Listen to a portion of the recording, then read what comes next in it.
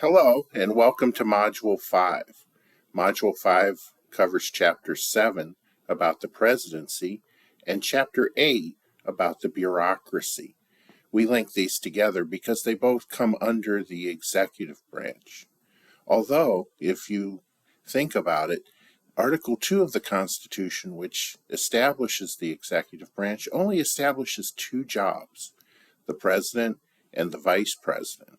All of the other jobs that are currently within the executive branch have all been created through delegations from Congress. And when we get to Chapter 8, we'll talk a little bit about that and what effect that might have on our system of governance. All of the things that we think we know about the executive branch get reestablished and reinterpreted with every presidential administration. And certainly the second Trump administration isn't going to be any different from that. And the effort by the Trump administration to take control of the bureaucracy is really similar to struggles that have occurred over time with many different presidents and many different ideas. So when we talk about things like Andrew Jackson and rotation in office, or we talk about the Pendleton Civil Service Act, what we're going to be talking about is different times when presidents have tried to reform the civil service system or reform the way that our bureaucracy is staffed. With Chapter 7, one of the main things that we're going to see is that there's a difference between how Chapter 7 is covered in the book and how we talk about the presidency. You'll look at the textbook and you'll see that the textbook talks about the president as head of state and the president as head of government, merging together two jobs that you see in many other countries where perhaps a monarch is head of state and then a prime minister is the head of government, or a country like France where they have a president who is the head of state, but a separate prime minister who runs the government on a day-to-day basis. Well, in the United States, we have put together and created perhaps one of the most powerful presidencies in any democratic context. Now, what we are doing here, the way we're going to discuss it, is we're going to look at what Ken Coleman, a noted political scientist, calls the 6 powers of the president, or maybe more specifically, the 5 powers of the president, plus his powers as a politician or his political powers. A popular president will be a more powerful president because people who are trying to get reelected will feel that their interest in being reelected to Congress or as a governor or as any political figure within the country is best served by following the lead of a president. There's what's been called the permanent campaign. A president with over 50% approval is essentially telling us that if there was another election, this president would be reelected.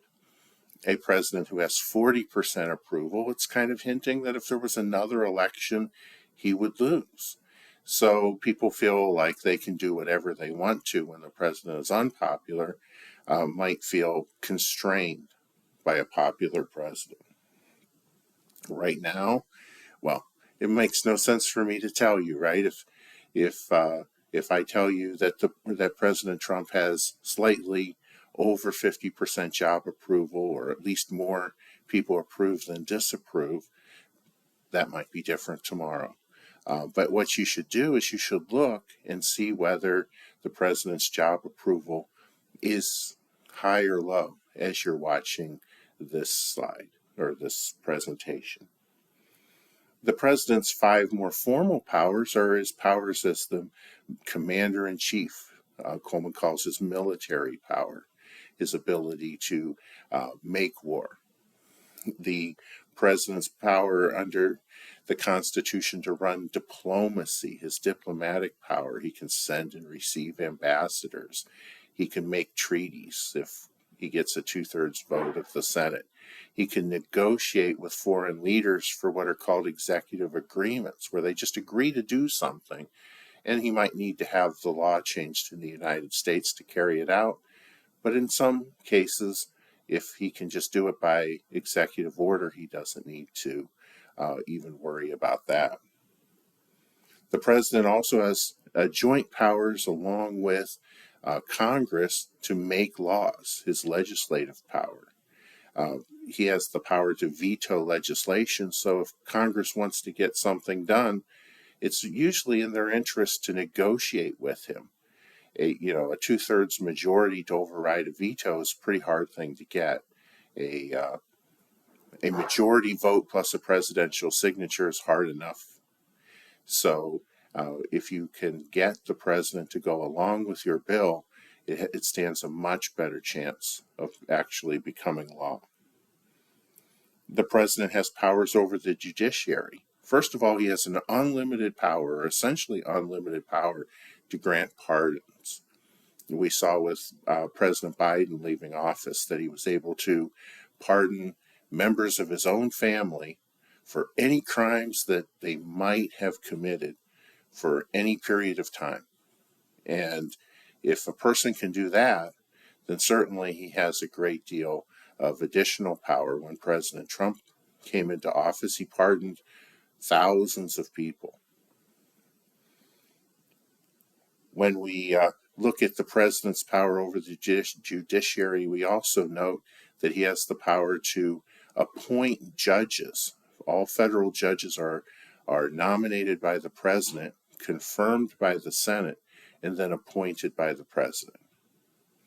So the president has powers over the legislative branch and the judicial branch and diplomacy and the military. He also has power over the executive branch. Coleman called this his administrative power, but let's call it his executive power, because it's his power over the executive branch. His power, along with Congress, is his power, his legislative power, and his power over the courts is his judicial power. Let's call this his executive power. So these are the 5 powers of the president, and we'll talk about this even more in the slides. Now, the power of the president has changed over time. Much as we've seen when we talked about federalism, a centralization of power.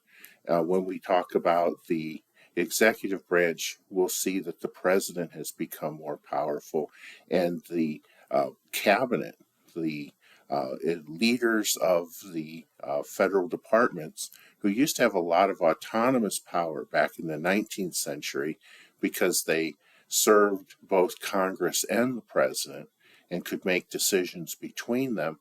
In the 20th century, especially following the Brownlow Commission, which we'll talk about in Chapter 7, a lot of the power of the president has been centralized in the White House and in what's called the executive office of the president.